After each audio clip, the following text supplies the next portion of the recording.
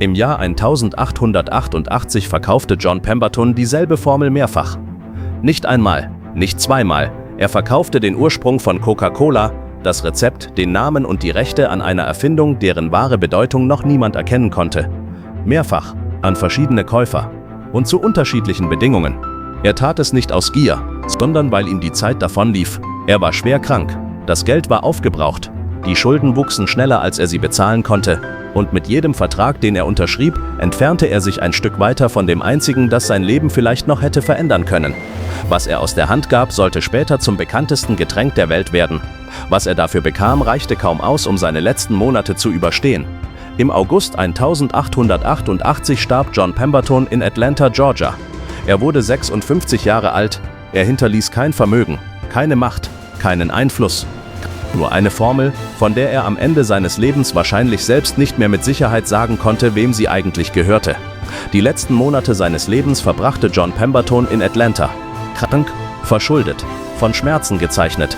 Die Wohnung, in der er lebte, hatte nichts mit dem Bild zu tun, das man vom Erfinder einer der bekanntesten Marken der Welt erwarten würde. Geld war kaum noch vorhanden, Rücklagen gab es keine.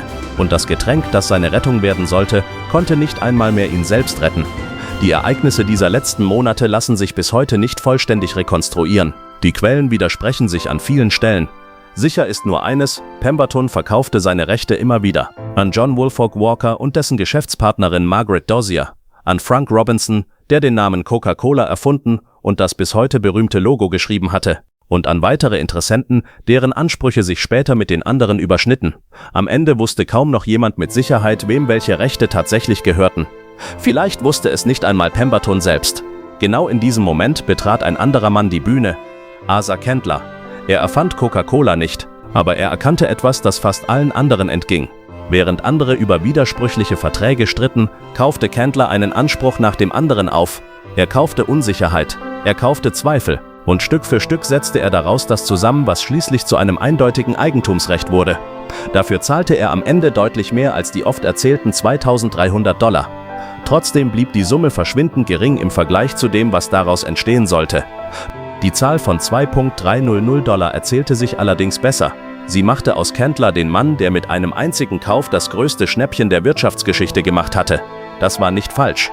Aber es war auch nicht die ganze Geschichte, denn Coca-Cola begann schon damals, Geheimnisse anzusammeln. Was stand tatsächlich in der Formel? Wem gehörte sie nach Pembertons Tod wirklich? Und warum entwickelte sich ausgerechnet dieses Getränk zu einem Symbol, das den Einfluss Amerikas im 20. Jahrhundert stärker widerspiegelte als viele politische Entscheidungen? Diese Fragen wirken wie der Einstieg in einen Roman. Tatsächlich lassen sie sich alle historisch belegen. Und deshalb beginnt diese Geschichte nicht mit Coca-Cola.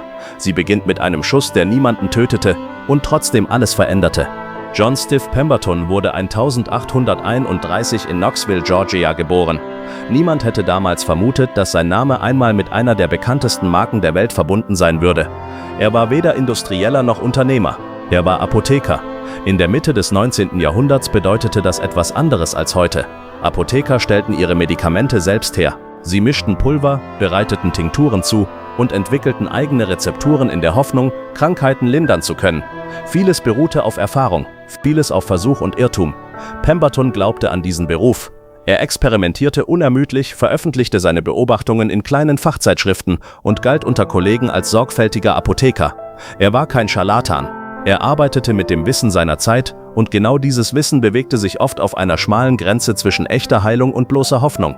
Dann kam der amerikanische Bürgerkrieg. 1864 kämpfte Pemberton in der Schlacht von Columbus, einem der letzten Gefechte des Krieges. Der Süden hatte militärisch praktisch schon verloren, doch gekämpft wurde weiter. Irgendwo in diesem Chaos wurde Pemberton schwer verwundet. Ob ihn ein Säbel traf oder eine Kugel, darüber widersprechen sich die historischen Quellen bis heute. Über das, was danach geschah, gibt es dagegen keinen Zweifel. Wie unzählige verwundete Soldaten erhielt auch Pemberton Morphin. Es war das wirksamste Schmerzmittel seiner Zeit und wurde nahezu selbstverständlich eingesetzt, wenn Verletzungen zu schwer waren, um sie anders zu behandeln. Der körperliche Schmerz ließ nach. Der andere begann erst, aus der Behandlung wurde eine Abhängigkeit, aus einem Medikament wurde eine Sucht. Und wie bei Hunderttausenden Veteranen seiner Generation ließ ihn das Morphin nie wieder vollständig los. Morphinsucht war nach dem Bürgerkrieg so verbreitet, dass Ärzte sie Soldiers Disease nannten, die Krankheit der Soldaten. Eine Epidemie, die im Stillen tobte, während das Land seinen Wiederaufbau feierte.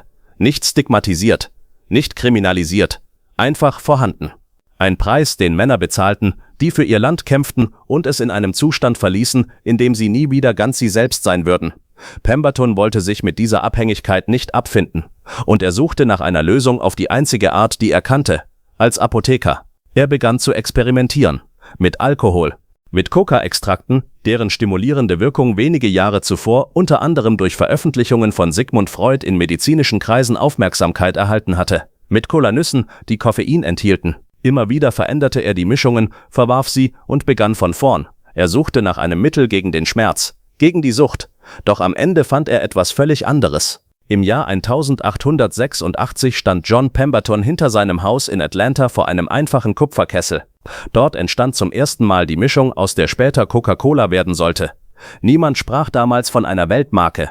Niemand dachte an Milliarden. Für Pemberton war es zunächst nur ein weiterer Versuch. Die Rezeptur enthielt Coca-Extrakt mit einer nach damaligem medizinischem Verständnis therapeutischen Menge Kokain. Dazu kamen Koffein aus Kolanüssen, Karamellzucker, Phosphorsäure und verschiedene Aromastoffe, deren genaue Zusammensetzung bis heute offiziell geheim gehalten wird. Verkauft wurde dieses Getränk zunächst nicht als Erfrischung, sondern als Medizin. Pemberton bewarb seine Mischung als Tonikum gegen Kopfschmerzen, Erschöpfung und Nervenbeschwerden. Das war für die damalige Zeit nichts Ungewöhnliches. Zwischen Arznei und Lebensmittel verlief im späten 19. Jahrhundert keine klare Grenze. Was in einer Apotheke verkauft wurde, brauchte einen medizinischen Nutzen. Dann geschah etwas, das niemand geplant hatte. In einer Soda Fountain in Atlanta wurde der Sirup versehentlich nicht mit stillem Wasser, sondern mit kohlensäurehaltigem Sodawasser gemischt. Der Unterschied schien unbedeutend. War er aber nicht. Das Getränk schmeckte frischer, lebendiger, angenehmer. Es war kein genialer Geistesblitz, keine bewusst entwickelte Innovation, nur ein kleiner Fehler hinter einem Verkaufstresen. Dort nahm die Geschichte von Coca-Cola ihren Anfang. Aber genau hier beginnt der Teil der Geschichte, den nur wenige kennen. John Pemberton selbst vertraute seiner eigenen Erfindung nie vollständig.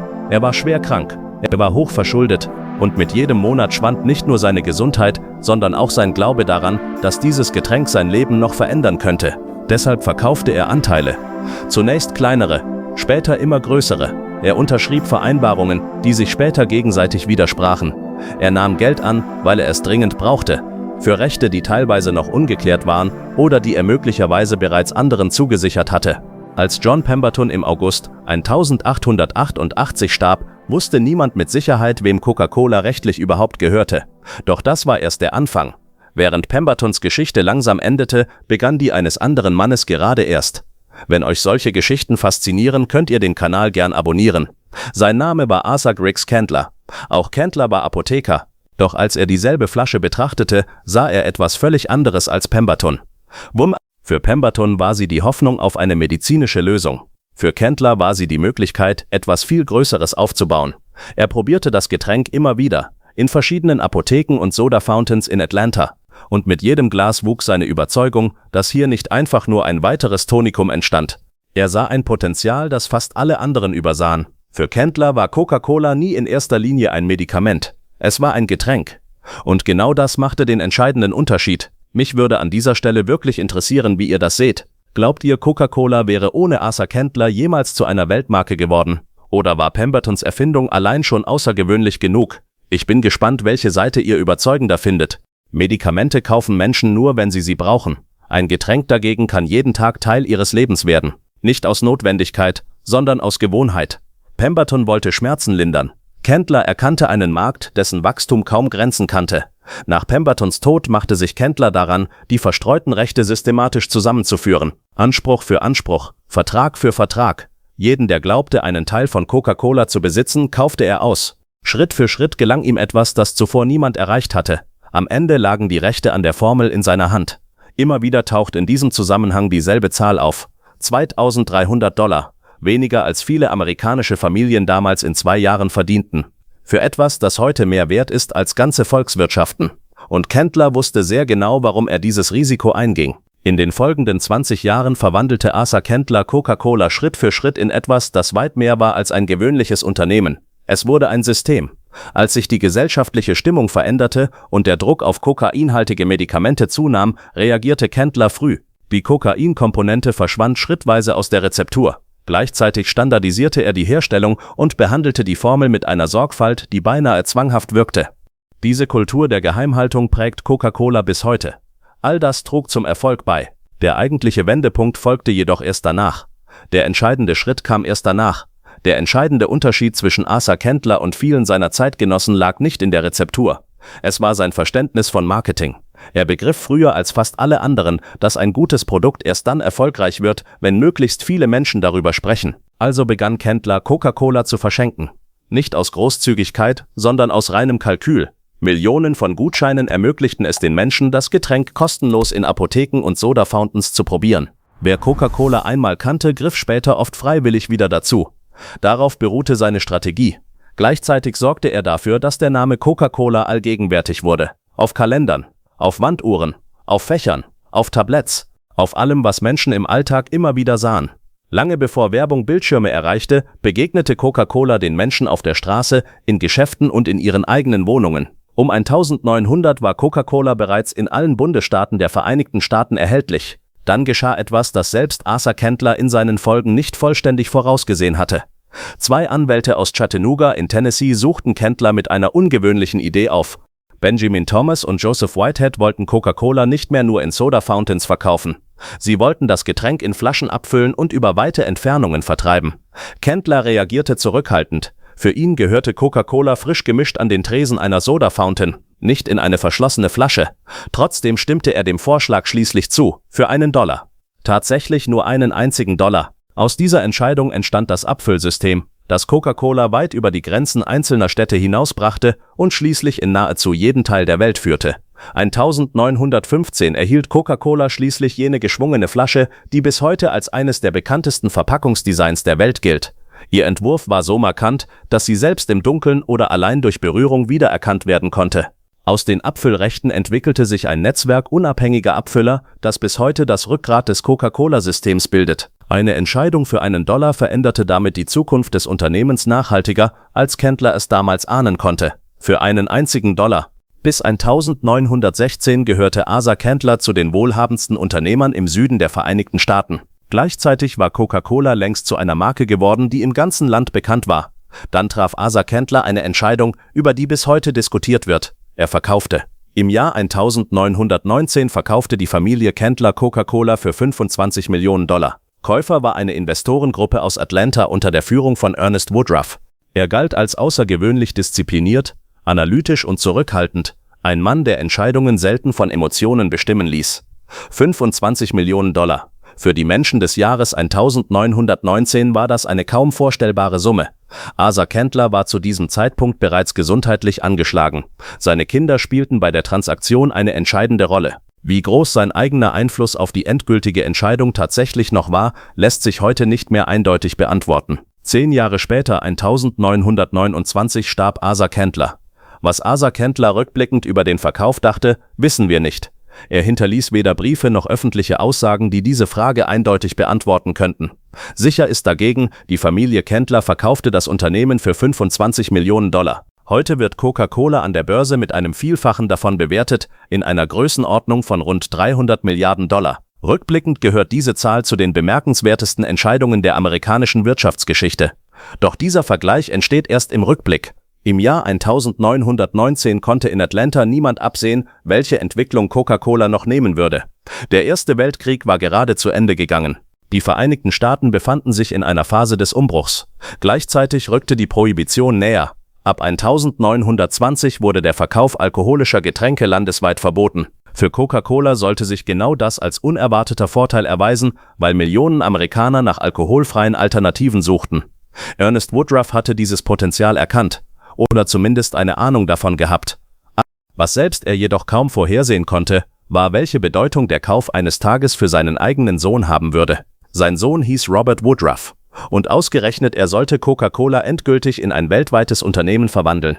Nicht John Pemberton, nicht Asa Candler, sondern Robert Woodruff.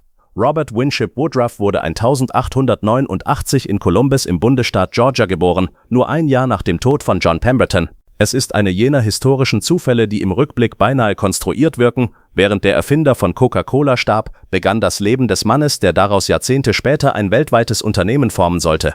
Robert wuchs in einer wohlhabenden Familie im Süden der Vereinigten Staaten auf. Sein Vater hatte seinen Wohlstand nicht geerbt, sondern selbst aufgebaut. Für Ernest Woodruff war Kapital kein Statussymbol, sondern ein Werkzeug. Schon früh beobachtete Robert, wie Geschäfte abgeschlossen wurden, wie Vertrauen entstand und wie langfristige Beziehungen oft wertvoller waren als schnelle Gewinne. Robert entsprach kaum dem klassischen Bild eines Unternehmenslenkers. Zahlen faszinierten ihn nicht besonders. Er war weder Ingenieur noch technischer Visionär. Sein Studium an der Emory University beendete er ohne Abschluss. Und vielleicht lag genau darin seine größte Stärke.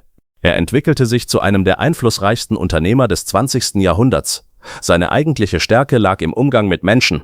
Er erkannte oft erstaunlich schnell, wem er vertrauen konnte und wem nicht. Er unterschied zwischen echten Chancen und bloßen Versprechen. Und er besaß eine Geduld, die sich kaum erlernen ließ. 1923 übernahm Robert Woodruff im Alter von nur 33 Jahren die Präsidentschaft von Coca-Cola. Was in den folgenden Jahrzehnten geschah, zählt zu den außergewöhnlichsten Unternehmensgeschichten des 20. Jahrhunderts. Fast 6 Jahrzehnte lang prägte Woodruff das Unternehmen unter wechselnden Titeln, zeitweise sogar offiziell im Ruhestand.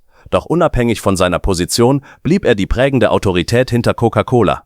Der entscheidende Wendepunkt begann jedoch nicht in einem Konferenzraum, sondern mit dem Zweiten Weltkrieg. Mit Robert Woodruff begann eine völlig neue Phase der Unternehmensgeschichte. Doch ihre eigentliche Dynamik entfaltete sich erst wenige Jahre später. 1941 traf Robert Woodruff eine Entscheidung, deren Folgen weit über Coca-Cola hinausreichen sollten.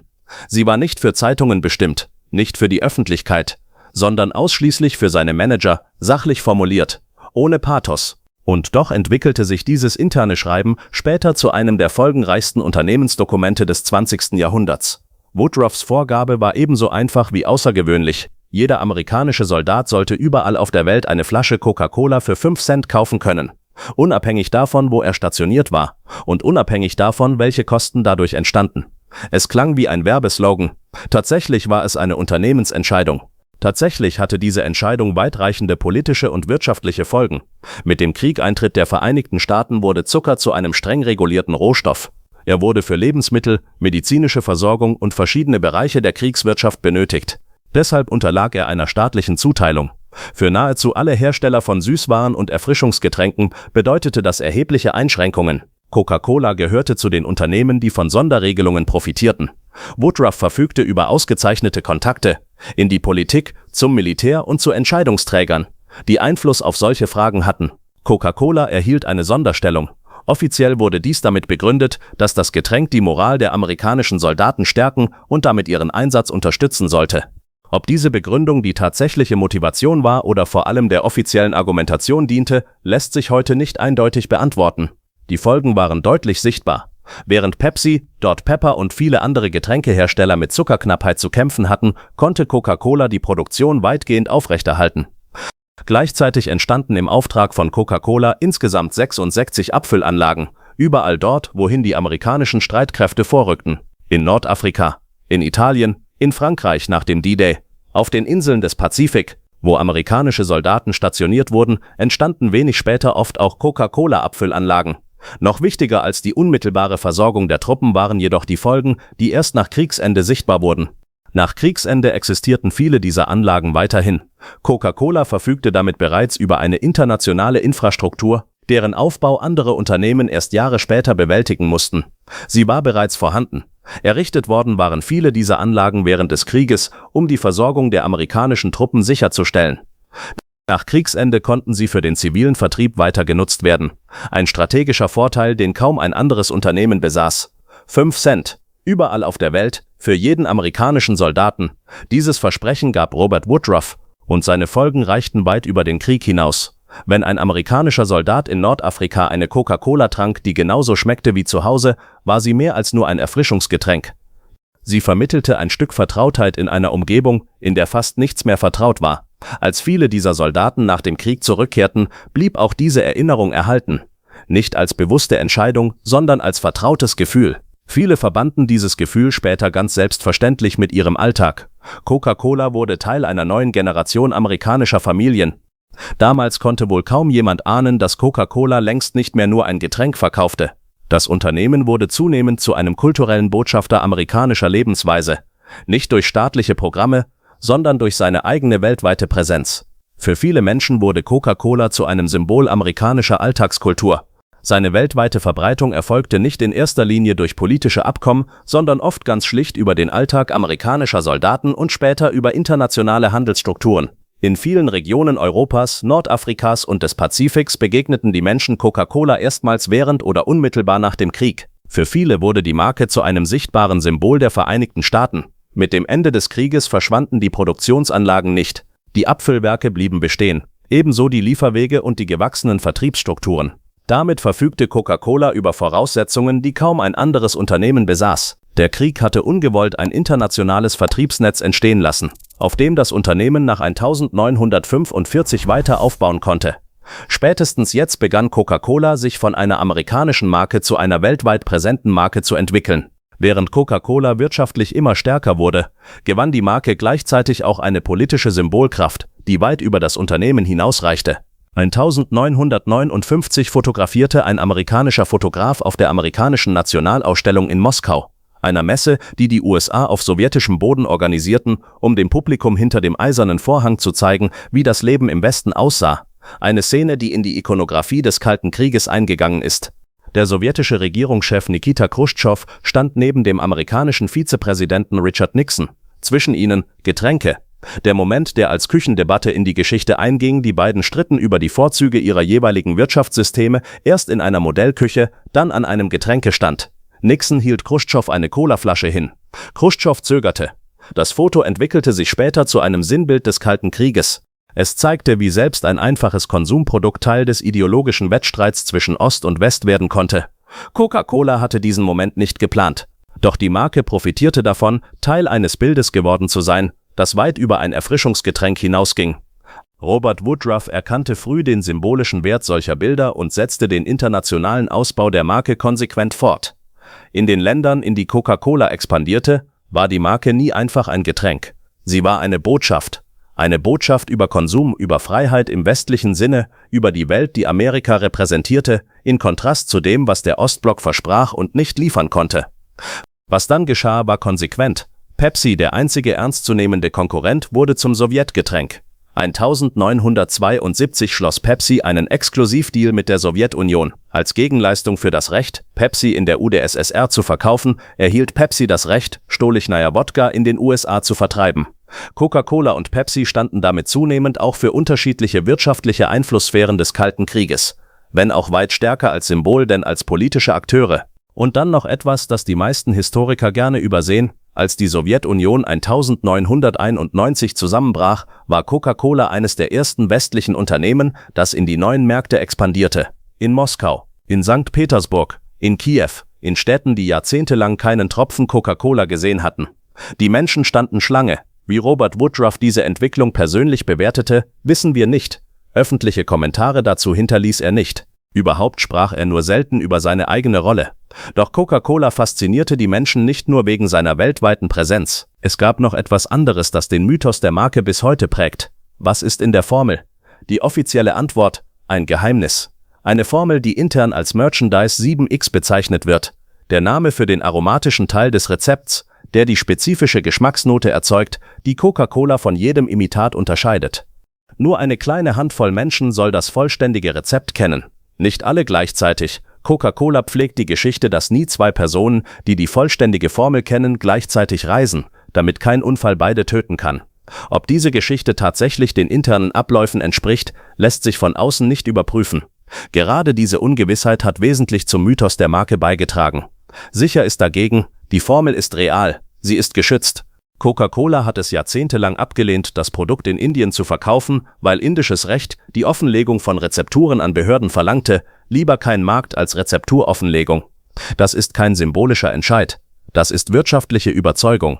Nach offizieller Unternehmensaussage liegt die Formel in einem Tresor im World of Coca-Cola Museum in Atlanta. Touristen können diesen Tresor betrachten, sie können ihn sogar fotografieren. Öffnen können sie ihn nicht. Was in ihm liegt, hat keine externe Behörde je vollständig verifiziert.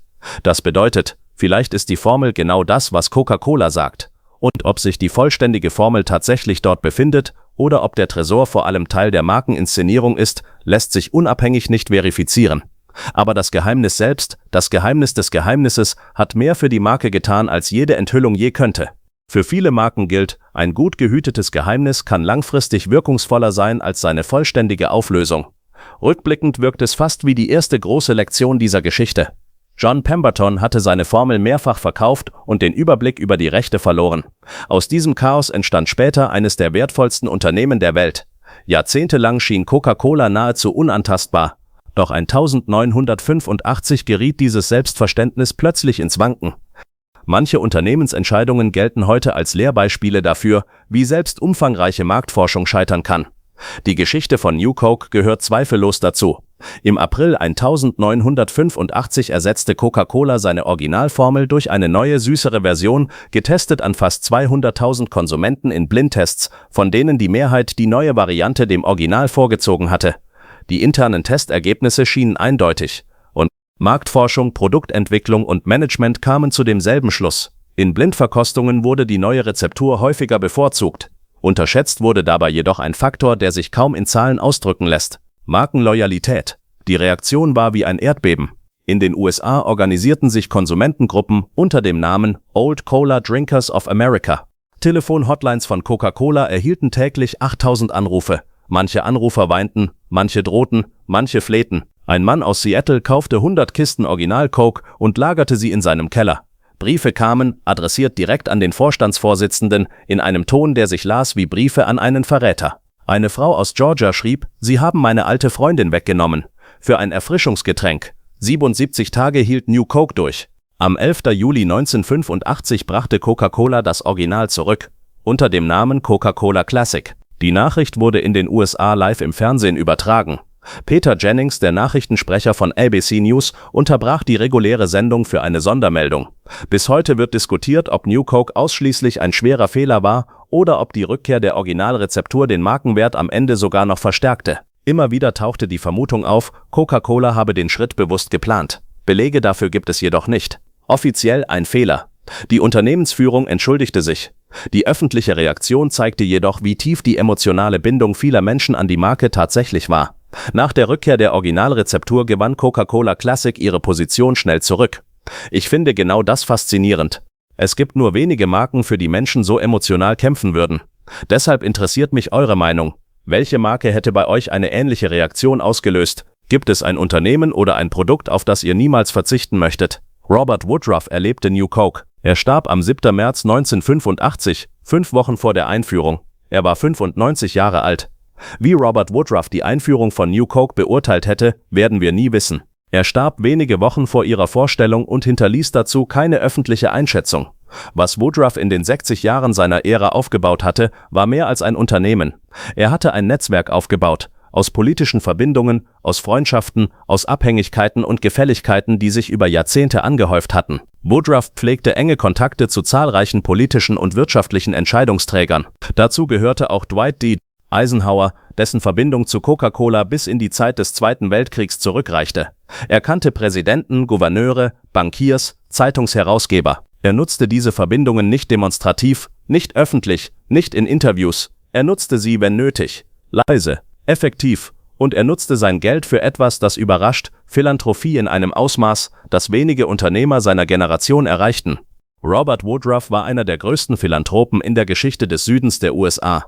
Die Robert Wall Woodruff Foundation, die seinen Namen trägt, hat seit ihrer Gründung Milliarden für Bildung, Gesundheit und Gemeinschaftsprojekte in Georgia ausgeschüttet. Die Emory University in Atlanta, heute eine der renommiertesten Hochschulen der Ostküste mit einer Medizinschule, die weltweit zitiert wird, wurde durch Woodruffs Zuwendungen grundlegend transformiert. Er stiftete allein mehr als $100 Millionen an Emory über mehrere Jahrzehnte. Er spendete für die Bekämpfung von Krebs, für Bürgerrechtsorganisationen, was in der Südstaatengesellschaft seiner Zeit keine Selbstverständlichkeit war, für Projekte, die Atlanta zu dem machten, was es heute ist, eine Stadt, deren Wohlstand nicht nur auf Unternehmensgewinnen ruht, sondern auf einer Geschichte privater Investition in das Gemeinwohl. Was er nicht zurückgab? Kontrolle. Über Coca-Cola, über die Stiftung, über das, was er aufgebaut hatte. Mit Robert Woodruff endete zugleich die Ära jener Persönlichkeiten, die Coca-Cola über Jahrzehnte nahezu allein geprägt hatten. Heute gehört Coca-Cola keiner Familie mehr. Es ist ein börsennotiertes Unternehmen, gehandelt an der New York Stock Exchange, mit Hunderttausenden Aktionären auf der ganzen Welt. Warren Buffett, der bekannteste Investor der Geschichte, hält über seine Holding Berkshire Hathaway einen der größten Einzelanteile. Er hat Coca-Cola-Aktien seit den 80er Jahren und hat seitdem nicht verkauft. Er nennt es eine seiner liebsten Investitionen. Was ihn fasziniert? Die Markentreue. Die Tatsache, dass Menschen dasselbe Getränk kaufen, das ihre Eltern kauften, das ihre Großeltern kauften. Loyalität über Generationen. Das seltenste Gut im Konsumgeschäft. Die Woodruff-Familie hält keinen kontrollierenden Anteil. Die Candler-Familie, die Nachkommen von Asa Candler, sind in der Unternehmensgeschichte eine Fußnote, deren Namen in Atlanta noch auf einigen Gebäuden stehen. Und die Pemberton-Familie, die Nachkommen des Mannes, der die Formel erfand, der an Morphinsucht litt, der sein Rezept für Schulden verkaufte und in Armut starb, die Nachkommen des einzigen Menschen, ohne den nichts von alledem existieren würde. Von ihnen ist in der Geschichte von Coca-Cola als Anteilseigner, als Einflussträger, als irgendeine Art von Präsenz nichts übrig. Nicht ein Cent geflossen, nicht ein Name auf einem Gebäude. Pemberton hat sein Erbe verkauft, bevor er verstand, dass es eines war. Das ist kein Urteil. Es ist die Logik einer Zeit, in der niemand, auch Pemberton nicht, wissen konnte, was die Formel in einem Kupferkessel in Atlanta eines Tages bedeuten würde. Er war krank, er brauchte Geld, er verkaufte. Das hätten die meisten Menschen getan. Das ist die Geschichte von Coca-Cola. Nicht die Geschichte auf der Flasche, die Geschichte hinter ihr. 3 Männer, 3 Schicksale, ein Getränk. Pemberton erfand es und starb arm in einem kleinen Zimmer in Atlanta an einem Augusttag, ohne Zeugen, ohne Anerkennung, ohne zu wissen, was er hinterlassen hatte. Candler erkannte das Potenzial der Formel, wurde damit wohlhabend und verkaufte das Unternehmen schließlich 1919. Ob er diese Entscheidung später bereute, wissen wir nicht. Woodruff verstand es wirklich, nicht als Produkt, als Symbol, als Versprechen, als das Gefühl, das in einer Flasche stecken kann, wenn man es richtig macht. Und er baute es zu etwas, das größer war als alle 3 zusammen. In einer Eckkneipe in Lagos, in einem Supermarkt in Seoul, in einem Automaten in Osaka, in einem Restaurant in Mailand steht eine Flasche. Dunkelbraun, leicht bitter, prickelnd. Dieselbe Farbe, derselbe Geschmack, dieselbe Kurve der Flasche wie vor 100 Jahren. Das ist das eigentliche Wunder. Nicht die Formel, nicht das Geheimnis, nicht der Tresor in Atlanta. Das Wunder ist die Unveränderlichkeit in einer Welt, die sich ständig verändert. Pemberton erfand das. Er wusste nicht, was er da erfunden hatte. Der Mann, der Coca-Cola erfand, profitierte selbst nie von dem weltweiten Erfolg seiner Idee. Irgendwo in Atlanta liegt eine Formel in einem Tresor. Oder liegt sie nicht? Das ist das einzige Geheimnis, das sich seit 1888 nicht verändert hat. Nicht die Formel, die Frage. Wenn euch diese Geschichte gefallen hat, unterstützt den Kanal gern mit einem Like und einem Abo. Damit helft ihr dabei, dass noch viele weitere Geschichten wie diese erzählt werden können. Danke, dass ihr bis zum Ende dabei wart.